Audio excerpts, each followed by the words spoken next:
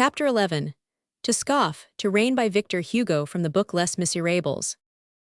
There is no limit to Paris. No city has had that domination which sometimes derides those whom it subjugates. To please you, O Athenians! Exclaimed Alexander. Paris makes more than the law, it makes the fashion. Paris sets more than the fashion, it sets the routine. Paris may be stupid if it sees fit, it sometimes allows itself this luxury, then the universe is stupid in company with it. Then Paris awakes, rubs its eyes, says, "How stupid I am," and bursts out laughing in the face of the human race. What a marvel is such a city!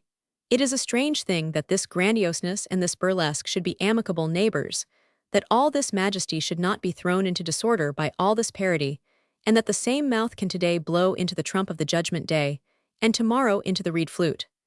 Paris has a sovereign joviality. Its gaiety is of the thunder, and its farce holds a scepter. Its tempest sometimes proceeds from a grimace.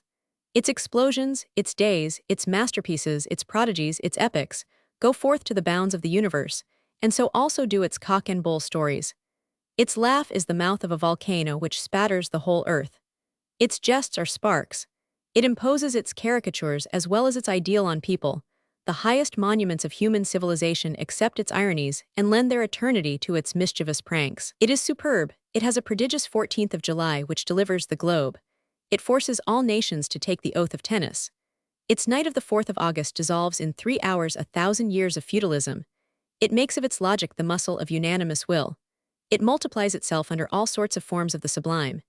It fills with its light Washington, Kosciuszko, Bolivar, Bozzaris, Riego, Bem, Manin, Lopez, John Brown, Garibaldi.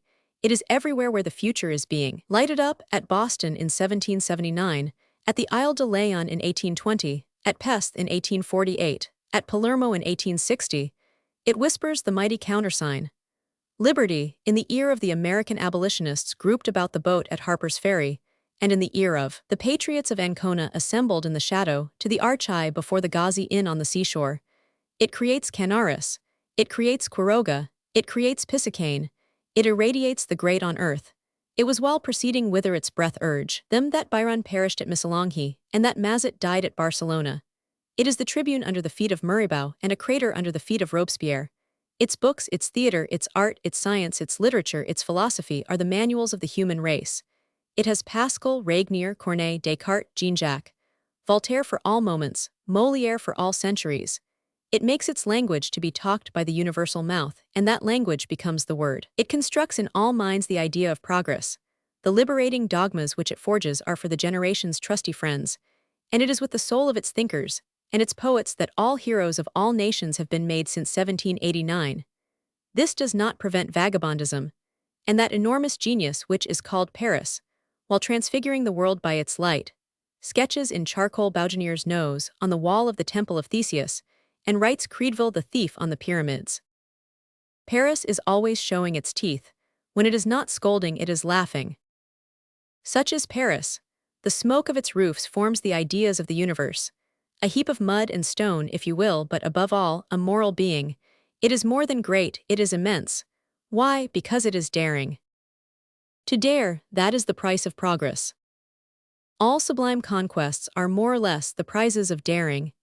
In order that the revolution should take place, it does not suffice that Montesquieu should foresee it, that Diderot should preach it, that Beaumarchais should announce it, that Condorcet should calculate it, that a Rowett should prepare it, that Rousseau should premeditate it. It is necessary that Danton should dare it. The cry, audacity, is a fiat lux. It is necessary, for the sake of the forward march of the human race, that there should be proud lessons of courage permanently on the heights. Daring deeds dazzle history and are one of man's great sources of light. The dawn dares when it rises.